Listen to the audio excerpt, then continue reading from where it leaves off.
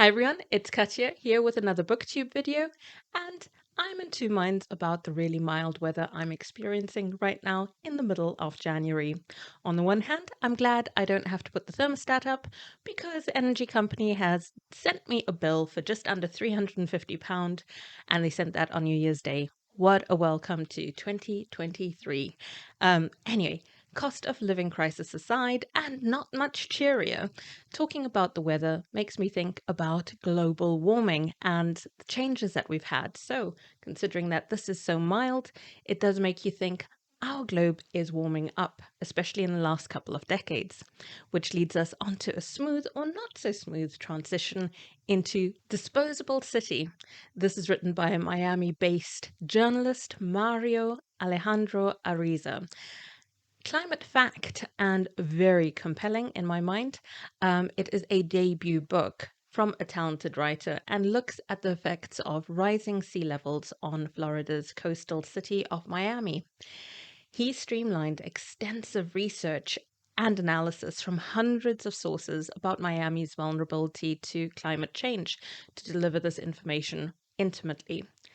This book for me was the right balance of personal stories, economics, including the artificial buoyancy of the real estate market in Miami, the geology of the city, given the history of it having been carved out of swamps, and also politics, how bureaucracy can hinder disaster response. So there is so much packed into this. Sea levels have risen 3 inches globally, and in Miami, 5 inches. That makes it one of the world's most climate change impacted cities in the world. And the book provides a really powerful overview of the effect of climate change and why we need to live lives more intentionally and need public policies that reflect that shift as well. So thank you to Margaret Pinard, fellow booktuber and authortuber, for highlighting this book on her channel.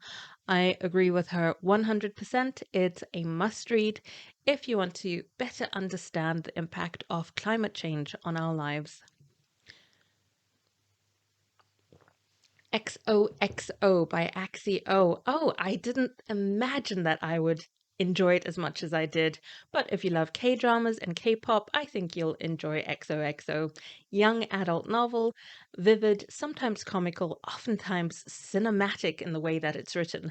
The narrative definitely plays out like a film that is in Technicolor during the days when everyone was used to monochrome. The plot unfolds amid the Los Angeles Korean Festival, launching Jenny, our main character, and her acquaintance Jae-woo on an accidental adventure that foreshadows romance. It's a familiar story on the surface. Living in Koreatown, Jenny is an ambitious classical cellist aiming for the top. Still, competition judges aren't drawn to her because her single-minded focus only showcases technical perfection. And her performances need passion and personality. So her very fun uncle, Jay, advises her to experience more of life and examine the world outside her focused bubble. So she decides to make the most of an unexpected opportunity. Her mum, a widowed immigration lawyer, needs to return to Seoul to take care of her dying mother. Jenny negotiates to go along on her first trip to South Korea and manages to arrange with her school in LA a term with Seoul Arts Academy. At her new school, Jenny witnesses the institutional grooming of K-pop idols. The students' obligations played out alongside glimpses of Jenny's mum dealing with her obligations and conflicting emotions about returning to South Korea. So I enjoyed the way that was handled. I thought this was going to be far more, I don't know, just a bit of fluff, but it deals with some substantial issues, including the relationship of Jenny's mum with her daughter and her mother, and it adds that intergenerational element, I guess, is what I'm saying. Axie Oh recognizes the global heights of Korean cool at the moment, these heights that the country's entertainment industry has achieved. And it's an easy read, but skillfully delivers on complex themes, considering how we can be authentic, how we can be responsible to ourselves and others, but in a balanced way, and regret and reconciliation. So Yeah, it's got a lot more in it than I thought. I thought it was just going to be the highs and lows of romantic relationships. If you're curious, I'd totally fail at a quiz on K-pop, but I do fancy my chances with K-drama. Then we go on to The Hearing Trumpet by Leonora Carrington. What a ride. The author was a surrealist painter, and the surreal style is infused in the story, providing a dreamscape that blurs the lines between the waking and sleeping worlds. So, The Hearing Trumpet is actually a gift that was provided to 92-year-old Marion from an eccentric friend who believes she has preternatural sight. It enables Marion to eavesdrop on her unappreciative family, and she hears their plans to send her to a care home. At the care home, Marion joins forces with other residents to thwart the suspicious intentions of the care home manager, Dr. Gambit, a sanctified psychologist, and his budget minded wife. It's a blast. I mean, the book gives a quick nod to issues around care homes where the balance of care versus profit come into question.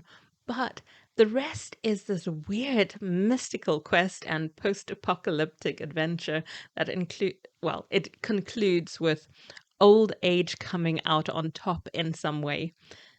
The story says a lot about religion, family structures, institutions, climate change, and feminism. But I can't really tell you precisely what it's saying, other than it champions some and critiques others. The plot made little sense to me, but the characterization is solid and comical. This book is for people who don't mind the unexpected, the absurd, and the oddly prophetic. And the last bit, I mean, about climate change, because she has this climate event and she wrote the book 50 years ago. So, very much enjoyed it. Next up, we also have A Taste of Gold and Iron, which I often get wrong and call A Taste of Iron and Gold, but somehow I think I've got my metals right this time. This fantasy romance follows a main character with often debilitating anxiety. Second in line to the Arasti throne, Prince Kadu has to balance his duties to friends, family, and nation, and his mental, physical, and emotional well being. Kadu also has a gift for intuiting the contents of metal alloys just by touching them. It's a skill that leads him to investigate a counterfeiting scheme in the capital, whose name I've forgotten. His investigation leads to a frightening confrontation that threatens the stability of the royal household. Worse still, Kadu's main bodyguard is reassigned after a disastrous event. And now he has the taciturn Evemere watching his every move. This really allows for a slow burn romance between the balanced Evemere and the chaotic Kadu. So I thought the plot is satisfying. There's lots of twists and turns. The world building is lush and inclusive. The royals hand power down from mother to daughter, and there's a three-gender system present. Kadu is gay, Evemere and Tadik are bisexual. So Tadik is another royal bodyguard, and another royal bodyguard as well is third genders and openly asexual. I went with the audiobook format. I've not come across Casey Jones before, but they did an excellent job narrating. And yeah, did the complex characters justice. Now, many of you will know that I recently discovered the writing of Cyprian Ekwensi, who wrote a lot of novels, Nigerian novels in the 1950s and 60s, but all the way from the 1940s really to the early 2000s, loads of writing. But that was sort of like the sort of heyday of his novels. And I read Glittering City, and that was the first time I'd come across him. I found his characterization brilliant, and I thought, I have to read something from him. So rather than a short story, which was Glittering City, to read something more substantial. And I picked up Jaguar Nana by Cyprian Ekwensi. Published in 1961, the novel won him the 1968 Dark Hammarskjöld International Prize for Literature. Now, Chinua Achebe and Wole Soyinka are literary contemporaries of Ekwensi, but I've heard of them. And that's odd, because why did I not hear about him? Surely readers can appreciate his scandalous style, because I certainly do. So why is he not heard of as much? If you know the answer, I would love to know. Now, Jaguar Nana is the story of a high-class Lagos prostitute and was roundly criticized by the Catholic and Anglican churches for its sexually explicit language and was banned in several schools. The Nigerian parliament rejected an application to film the book, but then came the Dark Hammarskjöld Prize, and its merits were more recognized alongside the many criticisms. Now, the main character, Jagua, hates to sit still. She goes from one thing to another and often causes drama. She leaves things in her wake, like a hurricane. Unlike the protagonist, Fussy Joe, in the short story Glittering City, Jagua is not really someone who's got sociopathic tendencies or is as higher level selfish. Yes, she does shirk some duties, towards her family, but otherwise she isn't she's not mercenary. She has compassion. In fact, her moral landscape's really clouded depending on the relationship she has with individuals. So she can feel intense empathy for almost everyone, including murderers and thieves. And yet she can feel extreme jealousy and anger towards other women, which is why she's always scrapping with others for turf and love. Now, when she loves wholeheartedly and focuses on people trying to lead decent lives. So those are the people that she's actually attracted to. And her number one love is for Freddie, a man who's 20 years her junior and who really struggles with their differences. He's hugely flawed as well. But the story is mostly about her relationship with the world around her, being Lagos, and with Freddie, and um, I don't know, it's sort of like consumerism or her love of luxury things. So her having to reconcile certain things about her personality, and it's fascinating because you have all of these things happening around her. The story is told in a mostly three acts way. You've got that glimpse into her world. Then you've got that middle section about the conflict. And then finally, you have a clear, very clear resolution. The world comes full circle for Jagua, but she doesn't come away unscathed in the story. Um, it deals with prostitution, love triangles, political corruption, bribery, theft, and murder. And I can see this book would have been scandalous in the 60s. I mean, it's still a little bit like, ooh, okay. And I love that Chinua Achebe actually championed Ekwensi's work when he was the founding member of or founding editor of Heinemann African series of books, and that we can now also enjoy editions of some of his works in the Penguin Modern Classics. Narrator of the book, Luyanda Lewis Nyao, was wonderfully entertaining. I wondered if a narrator would sound right with Jaguar's pidgin English, and for me, it did actually work. I mean, the narrator is from South Africa, and sometimes accents can be jarring when they're not from a particular place. I wonder if other listeners from Nigeria, for example, would agree with me that she did a brilliant job. For me, it worked. It wasn't jarring. And I love the way she did the pidgin English, like chop, meaning eat, and make I come, I go, sort of like different things. And I don't know how to describe it, but it just felt really natural for Jaguar's way of speaking. And the book even examines, the use of language and the way people perceive you. So when she gets really upset, she goes very deep into her pidgin English, and this would often upset characters like Freddie, who is trying to use the more British colloquial way of speaking. Another thing that struck me was about Lagos in the 1950s and the idea of comparing it to Lagos today. Now, the feeling of the city was one of never ending activity, but even so, it didn't feel like the bustling would be like overcrowded, terribly bustling. I don't know if that makes sense, but I had a look at the population size. And in the 50s, when this was written, and even in the 60s, when it was published in 1961, the population of Lagos was 325,000 people. And today, it's estimated to be just under 16 million. I also wondered about the lagoon, as people in the book are eating fresh fish from it. And when I was little and we lived in Port Harcourt, obviously on the other area side of Nigeria, but in the 1980s, they were talking about all water sources in Nigeria and the pollution issue.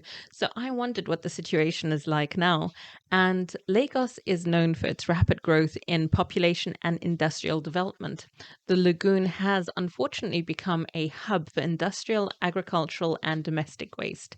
And according to Africa UN Environment, the lagoon is the most populated African ecosystem. Its major wastes from oil and textile industries and urban sewage are carried by the Ogun and Osan rivers into it. Also, excessive fishing, mining, and dredging have all degraded its ecosystem. Um, yeah, so it's a hugely different landscape to being able to just pick up fresh fish in the 50s and 60s compared to the fish and mammals around that area now having all of these heavy metals that are in their systems. Totally an environmental segue, but I found it interesting to understand the differences in the city as, you know, what was it like in the 50s and 60s versus what it's like now. So that's a bit of an environmental segue and not particularly a very eloquent one, but it was interesting for me to actually consider these things.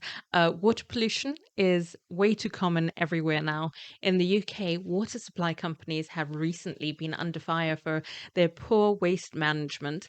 And a lot of the industries as well, companies are happy to pay pollution fines rather than actually clean up their own act.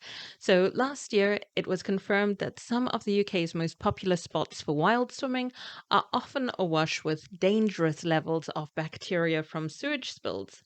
There are several articles about people ending up in hospital with nasty infections after wild swimming.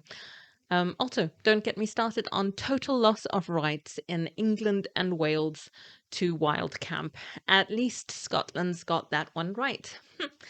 Right, I have to get off my high horse about environmental stuff. So, Dracula.